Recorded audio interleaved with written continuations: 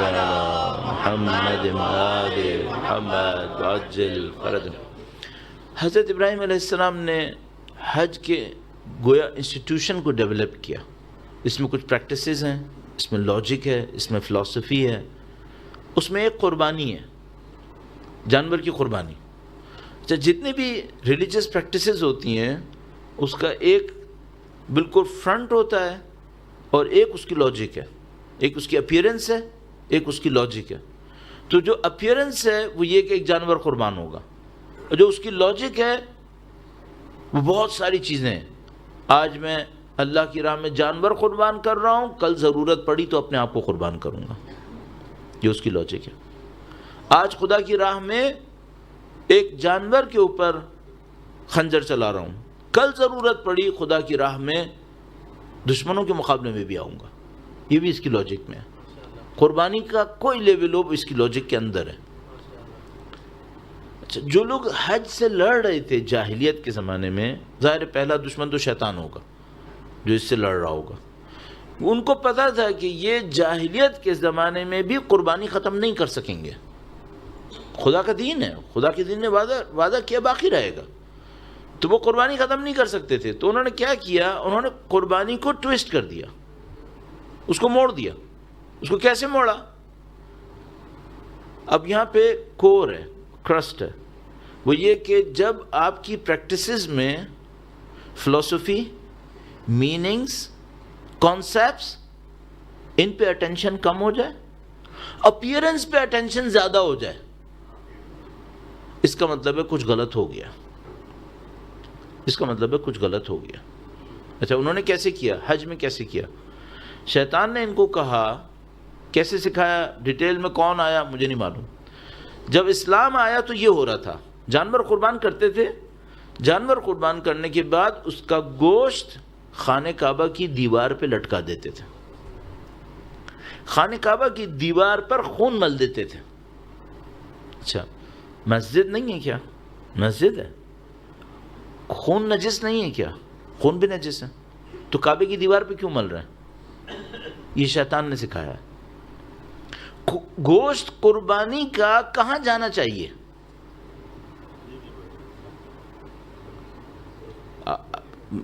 لوگوں میں تقسیم ہونا چاہیے، ضرورت مندوں کو ملنا چاہیے، صحیح ہے۔ اب وہ کیا ہو رہا ہے، وہ گوشت جو ضرورت مندوں کو تقسیم ہونا چاہیے وہ خانہ کعبہ کی دیوار پہ ٹنگا ہوا ہے۔ اچھا، اس کے ٹنگے رہنے سے کیا ہوگا؟ وہ کہہ رہے ہیں یہ خدا قبول کر رہا ہے۔ قرآن کریم نے آیت بھیجی، کہا تم کو کیا ہو گیا ہے؟ لن ینال اللہ لحومہا ولا دماؤہا، نہ خدا کے پاس اس کا خون جاتا ہے نہ اس کا گوشت جاتا ہے، خدا کے پاس تو تمہاری نیت جاتی ہے۔ یہ تم نے گوشت اور خون کو وہاں کیوں لٹکایا ہوا ہے؟ اس کو کیا کرو، اس کو غریبوں میں تقسیم کرو، صحیح ہے۔ اچھا، جو دشمن تھا قربانی کا، اس نے قربانی کا مقابلہ کیا، قربانی ختم نہیں ہوئی، لیکن اس نے قربانی کو ٹویسٹ کر دیا۔ ساری اٹینشن کس بات کے اوپر چلی گئی؟ خون کہاں لگے گا، گوشت کہاں ٹنگے گا، اور نیت کا کیا ہوا؟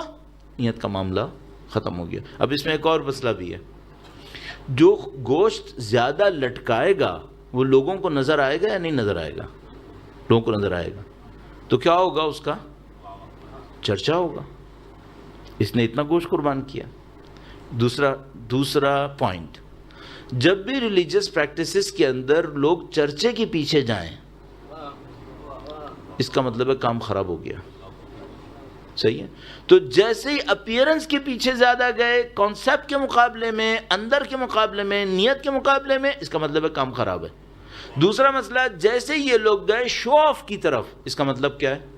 کام خراب ہو گیا، کام خراب ہے۔ اب اس کو صحیح کرو۔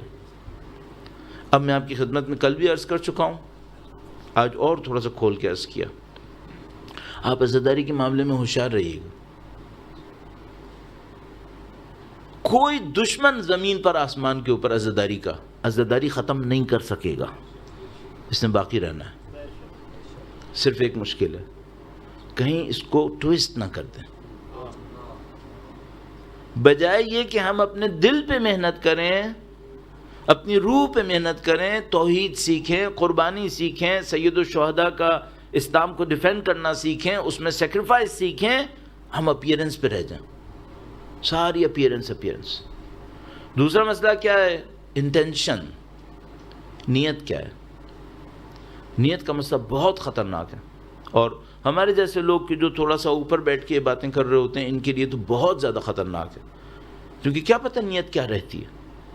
تو میں اور آپ اس مسئلے کے اوپر بہت زیادہ توجہ دیں کہ آپ کی اور میری جو عزاداری کا طریقہ کار ہے، وہ طریقہ کار کیا ہے، اس کو کس طریقے سے ہونا چاہیے. سب سے امپورٹنٹ اس کے کانسیپٹ کے اوپر جائیے، یہ عزاداری آپ کو کیا سکھائے.